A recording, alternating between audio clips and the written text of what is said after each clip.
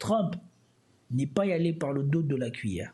Trump a retweeté une vidéo de Jeffrey Sachs qui montre comment les faucons utilisent les conflits pour faire de l'argent aux États-Unis et pour relancer les États-Unis, et aussi les implications de Netanyahou dans les différents conflits auxquels ont participé les Américains.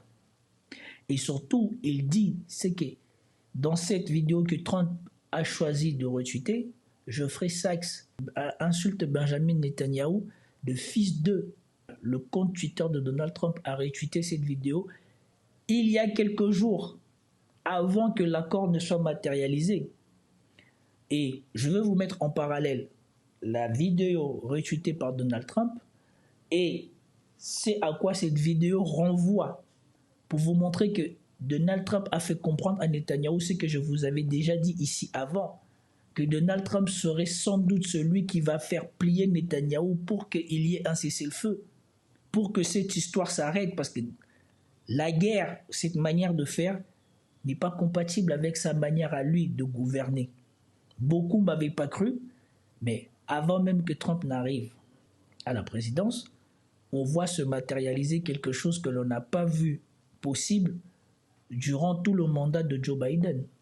Et vous voyez les positions d'Anthony Blinken dans la deuxième vidéo où Anthony Blinken dit que ce n'est pas Israël qui va administrer Gaza, c'est l'ONU. Ça veut dire que maintenant que Trump a fait comprendre à Benjamin Netanyahou et à ses alliés qu'ils n'ont pas le choix, soudainement Blinken commence à changer de discours. Souvenez-vous, avant, avez-vous attendu une seule fois Blinken tenir une telle position face à Israël? Il venait toujours nous servir ici les mêmes bêtises que ce qu'on a attendu dans la bouche des députés français, et on rappelle ici la présidente de l'Assemblée nationale, le soutien inconditionnel. Est-ce que vous attendez encore parler du soutien inconditionnel ici? Enfin, voici le tweet qu'a publié Donald Trump, et ensuite je vous mettrai la vidéo, et ensuite je vous mettrai ce à quoi renvoie cette vidéo. Mais avant ça, juste pour vous montrer que le ridicule ne tue pas et que ces gens-là n'ont pas honte, Joe Biden va se faire questionner sur à qui attribuer l'aboutissement de cet accord, et il va dire que c'est une blague. Soit disant, il veut se l'attribuer à lui. Alors que nous voyons bien que la chose qui a changé, c'est l'arrivée de Trump et non de lui. Écoutez. Who's the history books credit for this, Mr. President, you or Trump? Is that a joke? Oh, thank you. Thanks, sir. Qui sur Terre peut encore croire que si jamais cet accord de cessez-le-feu a été trouvé, c'est grâce à Biden? Biden qui a dit de sa propre bouche qu'il n'y a aucune administration qui ait autant fait pour Israël que lui.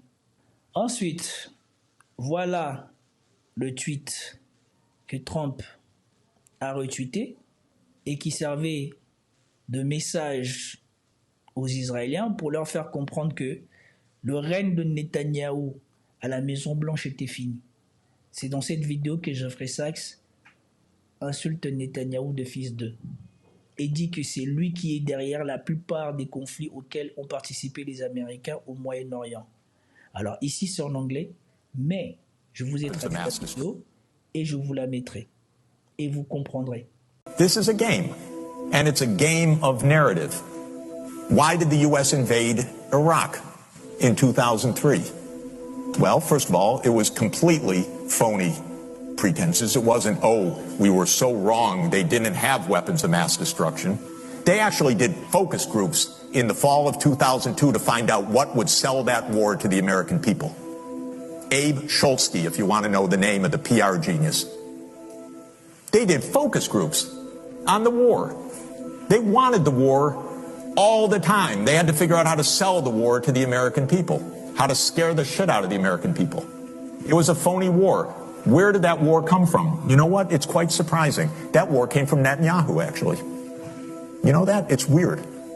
And the way it is that Netanyahu had from 1995 onward the theory that the only way we're going to get rid of Hamas and Hezbollah is by toppling the governments that support them.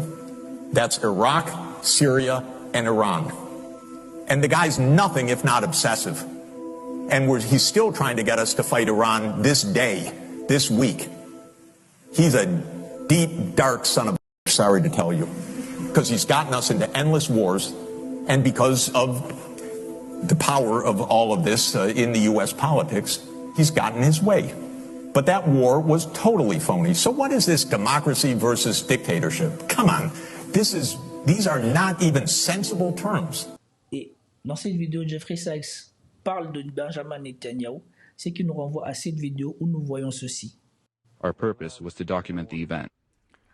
Now that we, along with the FBI, have determined Israeli intelligence did indeed have advance warning of the September 11 attacks, the question is why didn't they pass on this information to the United States to prevent the mass murder of 3,000 American citizens on US soil?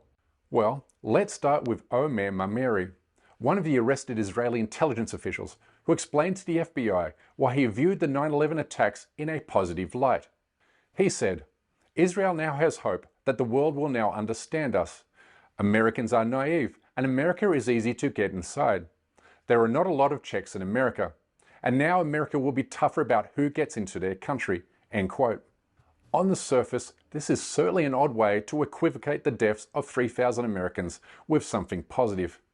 But it makes sense from a motive point of view when you consider what Netanyahu told an Israeli newspaper. He said, "We are benefiting from the attack on the Twin Towers and Pentagon and subsequent war in Iraq because it has swung American public support in our favor," end quote. On n'a jamais présenté Netanyahou comme ça, comme quelqu'un qui a vu ce qui s'est passé le 11 septembre aux États-Unis comme quelque chose de bénéfique pour lui. Jamais dans les publications françaises ou américaines, à part quelques-uns comme ici, on a présenté Netanyahou comme ça, comme Jeffrey Sachs le présente. Et regardez la suite.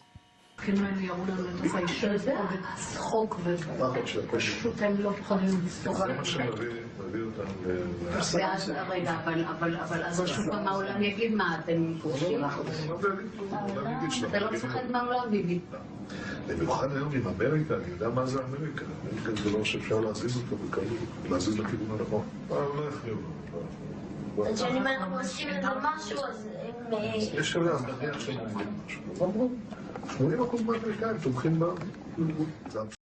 Voilà.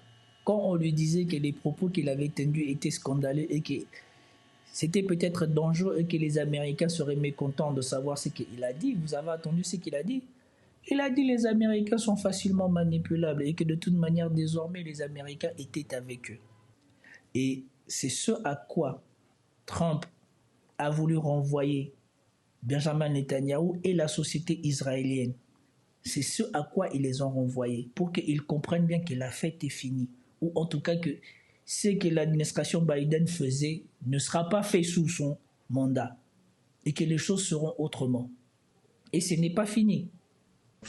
Israel's motive in withholding intelligence regarding the September 11 attacks was also made obvious in 2002, when Israel began aggressively pressuring the United States to invade Iraq, an Arab country that had absolutely zero involvement with 9/11. Once Saddam has nuclear weapons, the terror network will have nuclear weapons. Next thing you'll see is a nuclear bomb in the World Trade Center. If you take out Saddam's regime, I guarantee you that it will have enormous positive reverberations on the region. I think the choice of Iraq is a good choice. It's the right choice. Voilà. Ici, vous avez l'influence de Benjamin Netanyahou, comment il a conduit les États-Unis à démolir le Moyen-Orient. Parce qu'il a théorisé que soi-disant si on attaquait l'Irak, ça allait avoir des répercussions positives pour le Moyen-Orient. Je ne sais pas où ils sont. Il a sans doute soutenu ce qui s'est passé en Libye. On n'a pas vu les répercussions positives pour personne. Il a sans doute soutenu, selon beaucoup d'entre vous, vous le dites ici, l'État islamique contre Bachar al-Assad. On n'a pas vu les répercussions positives. Et nous voyons aujourd'hui que la Syrie maintenant va être dirigée par des anciens membres d'Al-Qaïda. Et on vous rappelle que durant l'administration Biden, ce qui devait être le règlement de compte contre le Hamas pour le 7 octobre s'est transformé en un conflit contre la Syrie, la Libye et, bien évidemment, dans sa bouche à lui, l'axe du mal avec l'Iran en priorité. Et que sans doute, l'administration Trump lui fait comprendre que ce discours, l'époque où il voulait matérialiser cette chose-là est finie. Et que désormais, Israël va attendre une prochaine administration qui sera plus enclin à l'aider à faire ce genre de choses pour agir.